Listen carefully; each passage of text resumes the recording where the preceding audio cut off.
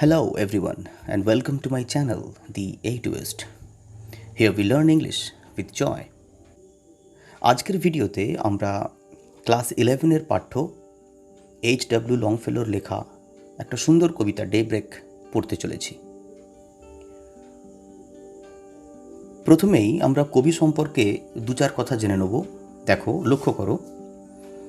About the poet, first point, H.W. Longfellow was born in America in 1807 and he died in 1892. আমেরিকাতে 1807 সালে জন্মেছিলেন H.W. লংফেলো এবং তিনি 1892 সালে মারা গিয়েছিলেন। পরবর্তী পয়েন্ট দেখো, he was a poet, translator and a teacher. তিনি একজন কবি ছিলেন, একজন ভাষান্তরকারী ছিলেন এবং সাথে একজন ভালো শিক্ষকও ছিলেন। পরের পয়েন্টে দেখো, like William Wordsworth, he was a poet of nature. He too found nature as a living entity, a caring mother, a perfect teacher, moreover, a complete character molder. কবি উইলিয়াম ওয়ার্ডসওয়ার্থের মতো তিনিও একজন নেচার পোয়েট ছিলেন, অর্থাৎ প্রকৃতির কবি। তিনিও প্রকৃতিকে এক জীবিত সত্তা হিসাবেই দেখতেন, এক যত্নমান বা স্নেহময়ী মায়ের মতো করে, একজন দক্ষ শিক্ষকের মতো, মোর over a complete character mould, সর্বোপরি তিনি প্রকৃতিকে দেখতেন একজন পরিপূর্ণ চরিত্র নির্মাতা হিসেবে। পরবর্তী point, he was a great writer of literature for children. তিনি একজন প্রখ্যাত শিশু সাহিত্যিক ছিলেন। His language is very simple and we find a sweet melody in his poems. তার ভাষা, লেখনের ভাষা তার অত্যন্ত সহজ এবং সরল, এবং তার কবিতাগুলোর মধ্যে আমরা একটা সুন্দর সুর পাই। He used blank verse, heroic couplet, ballad and sonnet with utmost skill. তিনি ব্ল্যাঙ্ক ভার্স, হিরোইক কাপলেট, বালাড বা সনেট এই ধরনের কবিতা লেখার স্টাইলগুলোকে অত্যন্ত দক্ষতার সঙ্গে ব্যবহার করেছিলেন। কবি সম্পর্কে শেষ point, his poetry expresses the cultural and moral values well. তার কবিতার মধ্যে আমরা সাংস্কৃতিক এবং নৈতিক মূল্যবোধের শিক্ষা পাই। এবার আসা যাক কবিতাটির সম্পর্কে কিছু কথা। প্রথমেই দেখো সোর্স, এই কবিতাটির উৎস বার্ডস অফ প্যাসেজ বলে একটি কালেকশন অফ পোয়েমস H.W. লংফেলোর লেখা, সেই বই থেকে এই কবিতাটি নেওয়া হয়েছে। It is a lyrical poem, এটা একটা গীতি কবিতা। It is written in 9 rhymed couplets. 9 জোড়া কাপলেটস মানে হচ্ছে 2 লাইনের একটি করে স্তবক বা স্ট্যান্জা, এরকম 9টি স্তবকে কবিতাটি লেখা। Here the poet personifies the wind and makes it his own mouthpiece. এখানে কবি বায়ুর ওপরে ব্যক্তিত্ব আরোপ করেছেন এবং তার মাধ্যমে তিনি নিজের মনের কথা প্রকাশ করেছেন। শেষ পয়েন্ট দেখো, as a messenger the wind rises out of the sea at daybreak and crosses onto land announcing the arrival of the day. এক বার্তাবহর মতো এই বায়ু সমুদ্র থেকে উত্থিত হয়েছে ভোরবেলায় এবং সে ভূমির দিকে এগিয়ে চলেছে নতুন দিনের সূত্রপাতের বার্তা নিয়ে। আগেই তোমরা শুনেছ কবিতাটি 9টি কাপলেটে লেখা। তা আমরা এক এক করে সেই কাপলেটগুলোকে পড়াশোনা করব এবং তার প্যারাফ্রেজ দেখো তলায় লিখে দেওয়া রয়েছে। লক্ষ্য করো, প্রথম কাপলেট থেকে যে সমস্ত ওয়ার্ড নোটসগুলো আমাদের দরকার, যেমন কেম আপ, মূল ভার্বটি হচ্ছে কাম আপ। কাম আপ মানে রাইজ, উঠে আসা, তার পাস্ট টেন্স, সেই জন্য রোজ, উঠেছিল। Next word note out of, out of মানে ফ্রম, মানে থেকে। মিস্টস, মিস্টস মানে কুয়াশা। আর মেক রুম মানে হচ্ছে জায়গা করে দেওয়া। এবার কবিতাটির প্রথম 2 লাইন দেখো, a wind came up out of the sea and said O mists make room for me. অর্থাৎ, it is early morning. A wind rose from the middle of the sea. It met the mists. It wanted to move towards land, announcing the arrival of the day. So it requested the mists to make room for it. অর্থাৎ, ভোরবেলা একটা বায়ু যেন সমুদ্রের মাঝ বরাবর স্থান থেকে উঠল। পথে তার সাথে সাক্ষাৎ কুয়াশাদের। বায়ুর ইচ্ছা ভূমির দিকে এগিয়ে যাওয়া, নতুন দিবসের সূত্রপাতের কথা ঘোষণা করার জন্য। তাই সে কুয়াশাগুলিকে অনুরোধ করল তার যাবার পথ ছেড়ে দেওয়ার জন্য। এবার আসি দ্বিতীয় কাপলেটে, কতগুলি ওয়ার্ড নোট দেখে নাও। হেইল্ড মানে গ্রিটেড বা অভ্যর্থনা জানিয়েছিল। সেল অন মানে এগিয়ে চলো, যাত্রা শুরু। ই ই মানে ইউ তুমি বা তোমরা। ম্যারিনার্স মানে সেইলার্স বা নাবিকরা। আর ইজ গান মানে হচ্ছে ইজ ওভার অর্থাৎ শেষ হয়েছে। পরের দু লাইন দেখো। It hailed the ships and cried sail on you mariners, the night is গান।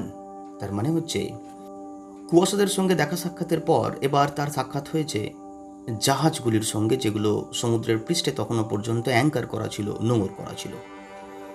এবং সেইগুলোকে দেখে বায়ু যেন চিৎকার করে বলে উঠল যে তোমরা এগিয়ে চলো। তারপর জাহাজের নাবিকদের উদ্দেশ্যে সে বলল, রাত শেষ হয়েছে, নতুন দিনের সূত্রপাত হয়েছে, আর সবার সময় নেই, তোমরা জাগো, তোমরা এগিয়ে চলো।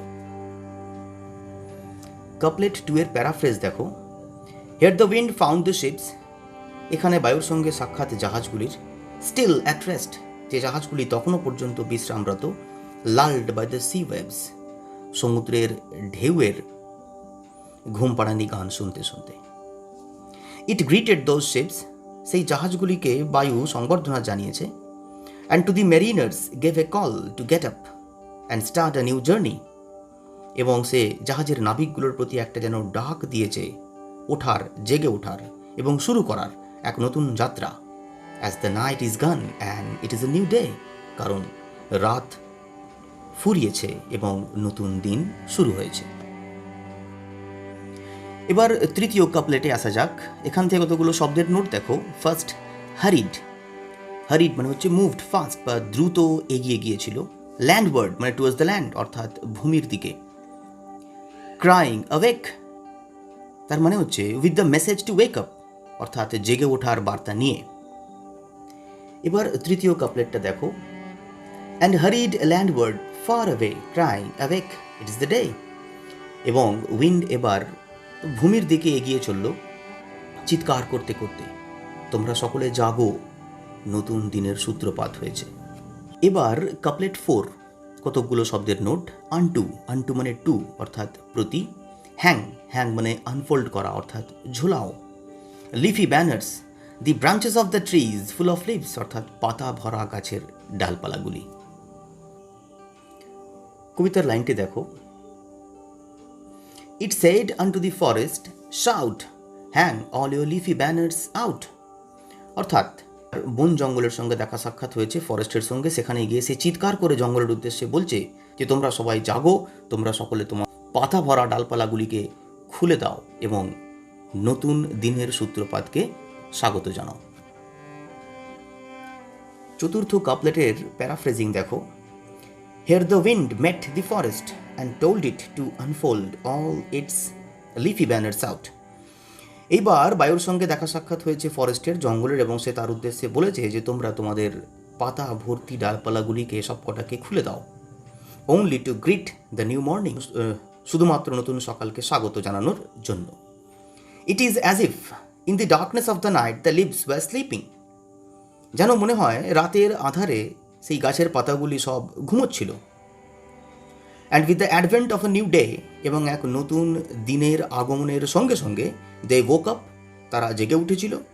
And the tender curly new leaves, এবং কচি কচি নতুন পাতাগুলিও যেন নতুন জীবনে অনুপ্রাণিত হয়ে জেগে উঠেছিল। কাপলেট 5 দেখো। উড বার্ডস মানে বনের পাখির। ফোল্ডেড উইং মানে ভাঁজ করা ডানা। It touched the wood bird's folded wing and said, "Oh bird, wake and sing." এইবার বনের মধ্যে সেই বায়ুর সঙ্গে সাক্ষাৎ হয়েছে বুনো পাখির, যে তখনও পর্যন্ত তার বাসার মধ্যে নাকি ডানা ভাঁজ করে শুয়েছিল। তার সেই ভাঁজ করা ডানাগুলিকে আলতো করে স্পর্শ করে পাখিটাকে জাগিয়ে তুলেছে এবং সে বলেছে, ও পাখি, নতুন দিবসের সূত্রপাত হয়েছে, তুমি জাগো এবং তুমি গান করে এই নতুন সূত্রপাতের কথা সর্বত্র ঘোষণা করো। প্যারাফ্রেজিং দেখো। Then the wind met the wood bird that was still sleeping. তারপর সেই বায়ুর সঙ্গে সাক্ষাৎ হয় বুনো পাখির, যে নাকি তখনও ঘুমোচ্ছিল। Very tenderly the wind touched its wings. খুবই আলতো করে সেই বায়ু তার ভাঁজ করা ডানাগুলিকে স্পর্শ করে। Woke it up তাকে জাগিয়ে তুলল অ্যান্ড আর্জড এবং তাকে অনুরোধ করলো to sing to announce the advent of the new morning, যেন সে গান করে ঘোষণা করে চতুর্দিকে নতুন দিবসের সূত্রপাতের। এবার দেখো কাপলেট 6, যেখানে কতগুলো শব্দের নোট আমরা পাই। ওভার, ওভার মানে উপর দিয়ে, ফার্মস মানে ফার্ম হাউসেস বা গোলাবাড়ি বা খামার বাড়ি, চ্যান্টিক্লিয়ার মানে ডোমেস্টিক কক বা গৃহপালিত মোরগ, ক্ল্যারিয়ন এটা আসলে একটা মিউজিক্যাল ইনস্ট্রুমেন্ট লাইক ট্রাম্পেট, ট্রাম্পেটের মতন দেখতে একটা বাদ্যযন্ত্র, কিন্তু এখানে ক্ল্যারিয়ন বলতে মোরগটির উচ্চস্বরের ডাককে বোঝানো হয়েছে। ব্লো, ব্লো মানে বাজাও। কবিতার লাইন দেখো, and over the farms O chanticleer your clarion blow, the day is near. অর্থাৎ এরপর বায়ু এগোতে এগোতে একটি ফার্ম হাউসে পৌঁছেছে, যেখানে তার সঙ্গে সাক্ষাৎ এক ডোমেস্টিক ককের বা গৃহপালিত মোরগের, যে নাকি তখনও পর্যন্ত বসে রয়েছে, ঝিমোচ্ছে। তাকেও বায়ু জাগিয়ে দিয়ে বলল যে তুমি ওঠো, তুমি উচ্চস্বরে ডাকো এবং নতুন দিনের সূত্রপাত ঘোষণা করো। এবার প্যারাফ্রেজিং দেখো, then the wind reached a farm house and found a domestic cock still in its snap. এরপর বায়ু এক খামার বাড়িতে পৌঁছালো এবং যেখানে সে দেখতে পেল এক গৃহপালিত মোরগ তখনও পর্যন্ত নাকি নিদ্রাতুর। The wind woke it up and reminded its duty to give a loud call and announce the advent of the new day. এবং সেই বায়ু যেন সেই মোরগকে স্মরণ করিয়ে দিল তার কর্তব্যের কথা, যে তাকে জেগে উঠতে হবে এবং উচ্চ স্বরে ডেকে গোটা সমাজের মধ্যে নতুন দিনের সূত্রপাতের কথা ঘোষণা করতে হবে। এবার 7th কাপলেট, কতগুলো শব্দের নোট নাও। ফার্স্টেই পাই আমরা হুইসপার্ড, স্পোক সফটলি, ফিস ফিস করে কথা বলল। কর্ন মানে হচ্ছে ক্রপস বা ফসল। বাউ ডাউন মানে bend the head down to show respect, মাথা নত করে কাউকে সম্মান জানানো। আর হেল, আগেই পেয়েছি আমরা, হেল মানে হচ্ছে গ্রিট করা বা অভ্যর্থনা জানানো। এবার কবিতার লাইনগুলি দেখো, it whispered to the fields of corn, bow down and hail the coming mourn.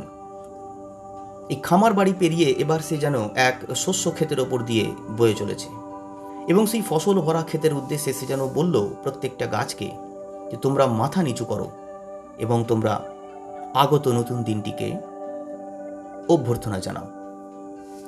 এবার প্যারাফ্রেজ দেখো, then the wind passed over the কর্নফিল্ডস।